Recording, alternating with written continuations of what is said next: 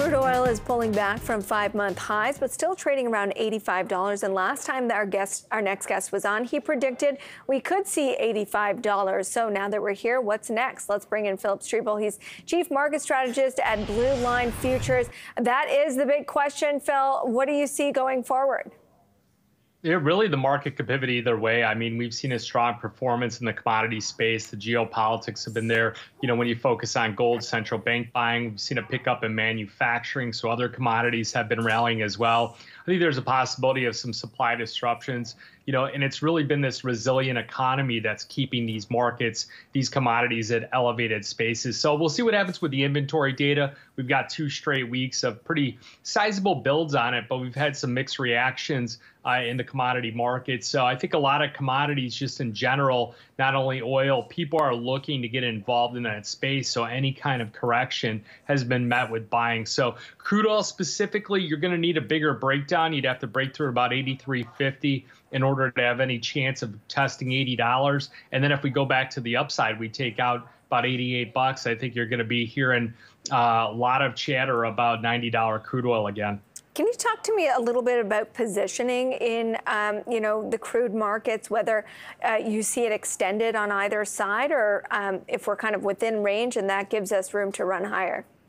Definitely, it's been a broad-based rally towards the end of this movement up. I'd say from when we got above about $83, $82, that's when you saw people really start to chase the momentum higher. Remember, there's like 3 key components on the success of any commodity and its trajectory, and it's always going to be supply, demand, and price momentum. And it was when we took out the 82.5 mark is when price momentum came in. So a lot of speculators came into that market. Now they might be looking to chase the next move, and that's where we saw gold and silver really take off recently. So I think with crude oil futures kind of leveling off here at the moment, unless we get a break above that level I outlined or below the other level, I think that people are going to kind of step aside at the moment and start to chase other asset classes. We've certainly seen that in gold, to your point, and that's happened. I know we've seen some waffling in the U.S. dollar, but it's definitely higher than it was 3 months ago, and yet gold has carried on.